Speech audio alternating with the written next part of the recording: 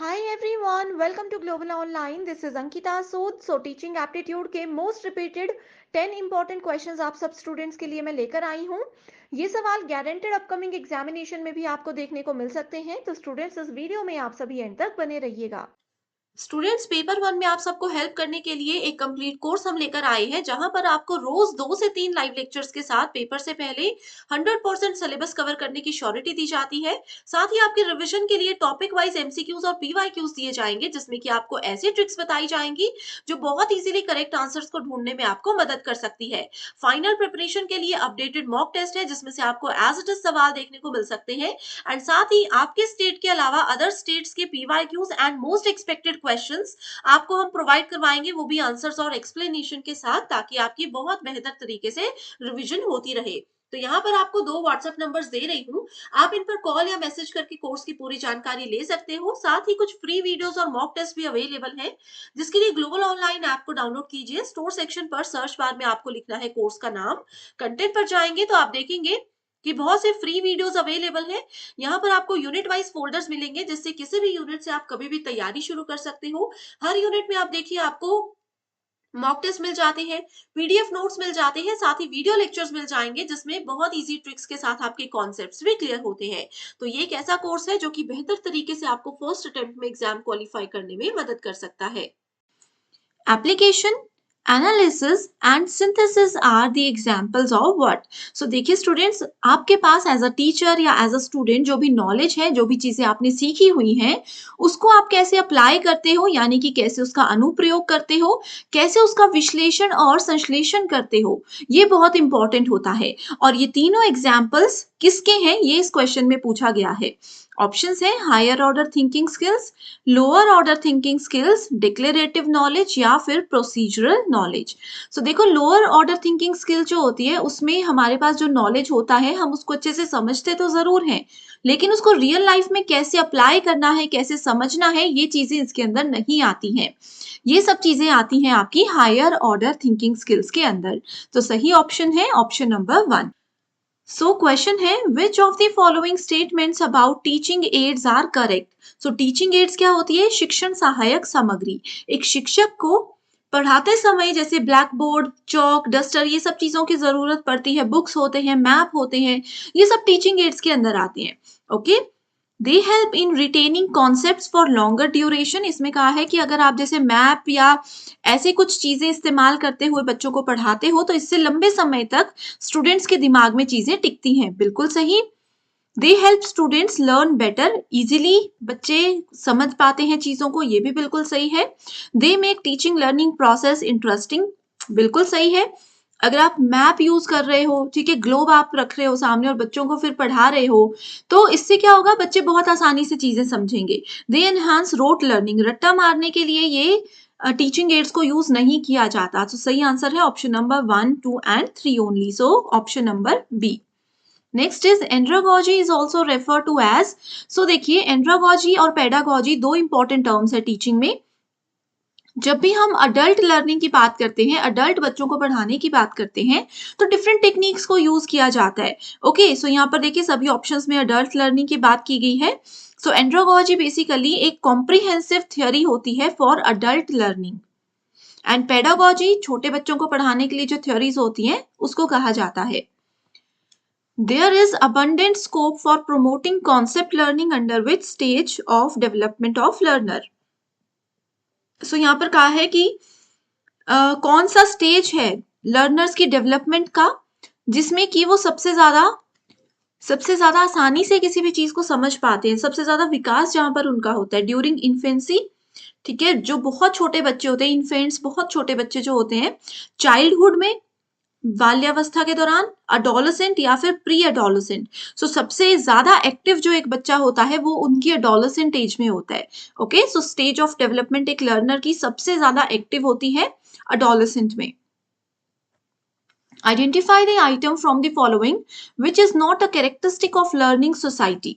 So learning society की characteristic कौन सी नहीं है, ये बहुत इंपॉर्टेंट क्वेश्चन है। ठीक है, so learning is a continuing activity through out the life. हम सारी उम्र कुछ कुछ सीखते रहते हैं, बिल्कुल सही है ये, लेकिन नॉट बोला है तो इसलिए हम इसको गलत कर देंगे। Learners take responsibility for their own progress. Learner खुद रिस्पॉन्सिबिलिटी लेते हैं, ये भी सही है, बट नॉट है तो इसलिए इसको गलत करेंगे। Assessment confirms progress rather than failure, ये भी गलत हो जाएगा। लर्नर्स लर्न अनइनफॉर्मली, ठीक है। सो नॉट कैरेक्टरिस्टिक पूछा है तो इसलिए सही आंसर है ऑप्शन नंबर 4। बहुत आसान क्वेश्चन था। So cognitive domain, emotional, social, verbal domains पूछे हैं, एबिलिटीज पूछी हैं एक पर्सन की, जैसे एडोलेसेंट पर्सन की cognitive, emotional, social and verbal properties क्या क्या होती हैं, उनको आपको मैच करना है। सो हमेशा मैं बताया है आप लोगों को कि कॉग्निटिव चीजें जो हैं वो माइंड से जुड़ी हुई होती हैं, ठीक है। सो कॉग्निटिव यानी कि माइंड से जुड़ी हुई, किसी की इंटेलेक्चुअल जो स्किल्स होती हैं, सो अगर वो किसी बड़ी प्रॉब्लम को सॉल्व कर लेते हैं, that is related to cognitive. So एक को हम 4th से मैच करेंगे और ये ऑप्शन हो गया एलिमिनेट, ठीक है। नेक्स्ट है हमारे पास emotional. Emotional ability to read others facial expressions, दूसरों के एक्सप्रेशंस को हम कैसे समझते हैं, वो इमोशनल होगा, तो ये वाला भी ऑप्शन गलत हो गया हमारा। Then we have social skills, ability to articulate the idea और ability to relate to others.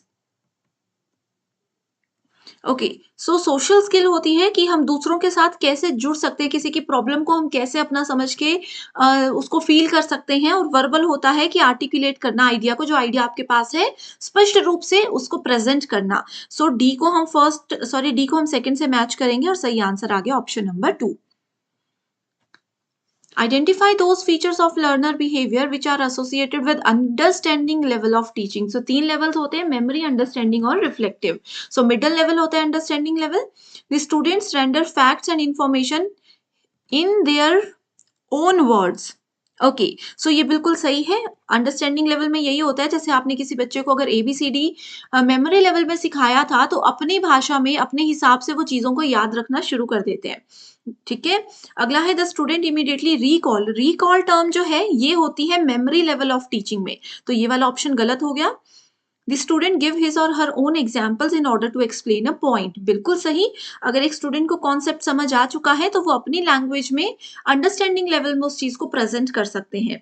The student interprets the meaning of various ways, अलग अलग तरीकों से एक बात का मतलब वो समझने की कोशिश करते हैं।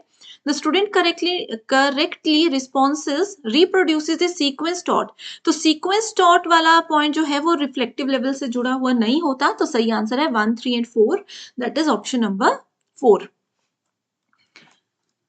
असर्शन रीजन बेस्ड क्वेश्चन है, बहुत इंपॉर्टेंट होते हैं ये क्वेश्चंस। थ्रू ऑनलाइन टीचिंग, जैसे हम अभी ऑनलाइन टीचिंग कर रहे हैं, a large number of students can be taught by very competent faculty, बहुत आसानी से जो है सीखा जा सकता है अगर ऑनलाइन पढ़ रहे हैं। इसका कारण ये है कि online teaching help student in developing critical thinking more than offline. तो देखो ये वाली स्टेटमेंट बिल्कुल गलत है। ऑनलाइन टीचिंग बच्चों को क्रिटिकल थिंकिंग के लिए तो उनकी क्रिटिकल थिंकिंग को डेवलप तो करती है, लेकिन ऑफलाइन में करती है, उसके साथ जो कंपैरिजन किया गया है ये थोड़ा गलत है, तो इसलिए सही आंसर हो गया option number C. The phrase TL model यानी कि teaching learning model of teaching implies that, ये बताता है हमें कि टीचिंग और लर्निंग जो है वो एक दूसरे से जुड़े हुए होते हैं। एक टीचर को नॉलेज है तभी वो एक स्टूडेंट को भी नॉलेज दे सकते हैं, राइट। तो ये इंटीग्रली रिलेटेड होते हैं, इंडिपेंडेंट नहीं होते हैं। टीचिंग का मेन एम लर्निंग तो होता है, ये भी सही था, बट क्योंकि दोनों ऑप्शन सही है तो ये वाला ज्यादा रिलेटिव है। Which of the following evaluation system provides choices for student to select from the prescribed course? ऐसा कौन सा एक ऐसा इवैल्यूएशन सिस्टम का पॉइंट अभी आया है जो कि स्टूडेंट्स को एक ऑप्शन देता है, स्टूडेंट्स को एक अपॉर्चुनिटी देता है कि वो अपने हिसाब से अपने कोर्सेज को सिलेक्ट कर सके। तो ये वाला क्वेश्चन का आंसर मैं नहीं बताऊंगी, ये आ गया आपके लिए होमवर्क क्वेश्चन। बताइए इसका क्या आंसर है, ऑप्शन मत लिखिएगा, पूरा पूरा नाम जो है वो लिखकर मुझे कॉमेंट करके बताइएगा, ठीक है। या फिर स्टूडेंट्स टेलीग्राम ग्रुप का लिंक है डिस्क्रिप्शन बॉक्स में, आप उसको ज्वाइन करके उस ग्रुप में भी शेयर कर सकते हो इसका आंसर। मैं जरूर आप लोगों के साथ इसका डिटेल्ड एक्सप्लेनेशन और ये वाली PDF टेलीग्राम पे शेयर कर दूंगी, लिंक है डिस्क्रिप्शन बॉक्स में। Okay, so thank you so much everyone for watching this video. मैं उम्मीद करती हूँ कि ये सेशन आपको बहुत पसंद आया होगा एंड ये बहुत इंपॉर्टेंट क्वेश्चन भी है। So thank you so much and I wish you all the very best.